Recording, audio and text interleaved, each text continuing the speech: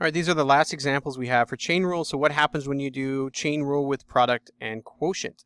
So there's some tricks that have to happen after. The actual derivative creating with product and chain is very simple.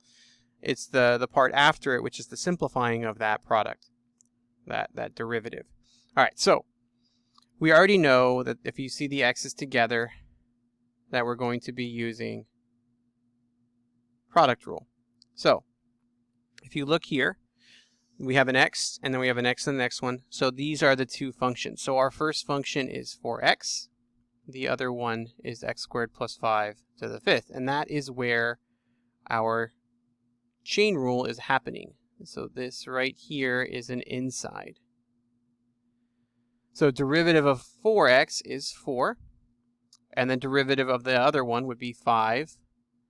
X squared plus 5 to the power of 4. And then we have to multiply it by the inside. That's our chain. So this is where chain is occurring with product rule. So we end up with 2x.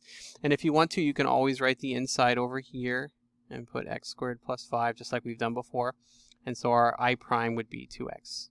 And that's where it goes right there. All right, so I like to simplify that first. So that would be 10x, x squared plus 5 to the fourth. Okay, so now that's it. That's our basic start, just like before. And now we're going to do our little multiply. So that would be 4 times the other one underivative. So remember, we just do this. So this would be y prime equals 4 x squared plus 5 to the fifth. And then we put a plus. And then we do the other one. So this is 40x squared times x squared plus 5 to the fourth. Now this is the second part that will happen every single time you use chain rule with product rule, is we're going to be doing some factoring at the end. So if we start with a power of 5 here, we take the derivative. This one is always 1 less. So if you start with an x squared plus 5, you take the derivative, you're going to get an x squared plus 5 because our exponent is bigger than 1 here. So it's just going to reappear. And so that will become our common factor. And so if we circle that, we're going to be able to factor it out. And what we always do is we always factor the second one, because it is the smallest. We always take out the smallest because the smallest is what they always have in common. So we're going to take x squared plus 5 to the power of 4 out. And if we do that, we take 4 of these away, we're left with 1. Plus, and then we end up with 40x squared. So that's the next step for this. Now, you can also factor out the 4 if you want, but we're going to leave it in just for now, and then we'll factor it out at the end. So what happens is every single time you do this, this one will always be 1 less, because that's our rule for derivative. You start with 5, it's 4. So when you take it out, there will always be 1 left here. That x squared plus 5, there has to be 1 left because there's a difference of 1. So now when we distribute, we get 4x squared plus 20 plus 40x squared.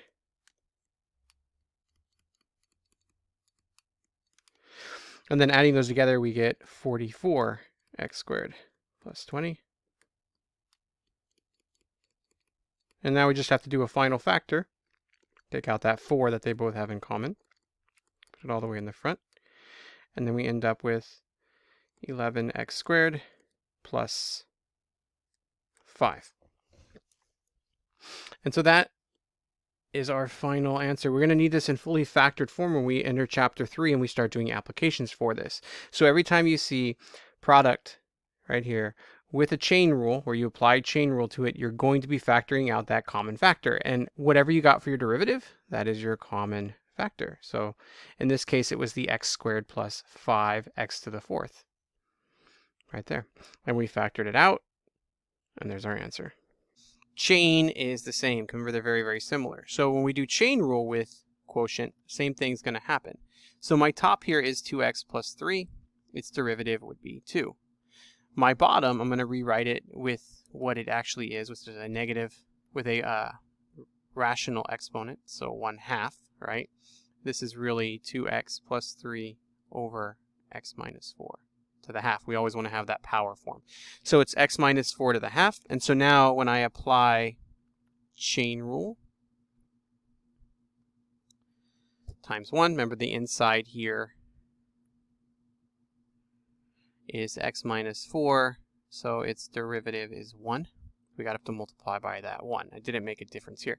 But we applied chain, and so you can see that x minus 4 occurred here and here. So when I do that multiply, I'm going to end up with f prime of x equals 2 times x minus 4 to the half minus 2x plus 3 times x minus 4.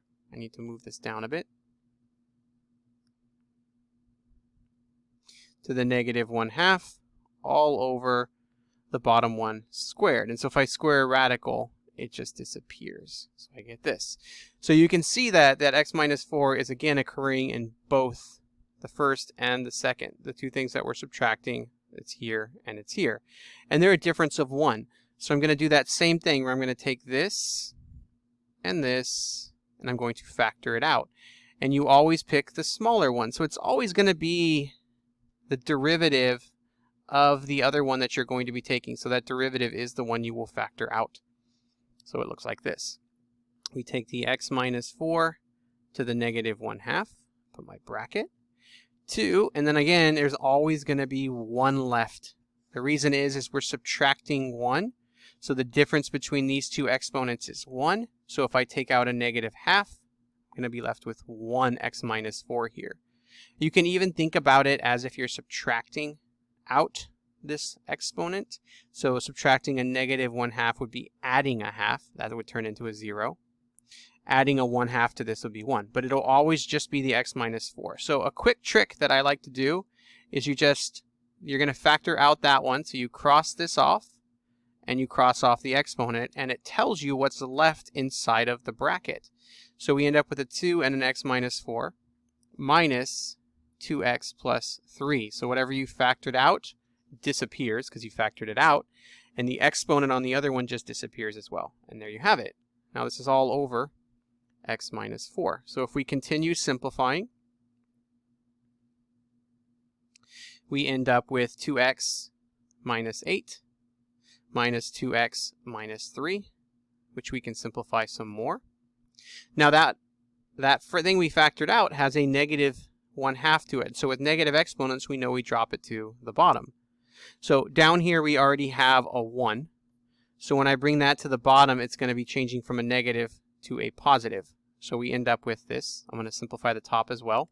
2x cancels with 2x, and so we get negative 11 on the top. And then on the bottom, we're going to get that x minus 4 to the half and the x minus 4 to the 1. So our f prime of x equals, and now we can write f prime of x equals negative 11 over x minus 4 to the 3/2. And there you have our derivative with chain. So if you didn't do this, this is what you were stuck with. But look, by doing all of this work, we get it all the way down to here, something that's much simpler and much more usable in the next chapter. So I think you got it, hopefully, but just a quick review. So again, whatever the derivative was, that x squared plus 5 to the 4th, that's what you're factoring out. And if you just cross it off after you put it in front, and then cross off the exponent for the other one, it'll tell you what you have in the next parenthesis, because that's what we're taking out is 4 of them. So we end up with 4 parenthesis x squared plus 5 plus 40x squared. Simplify, and you're done. Same thing here. All right, good luck.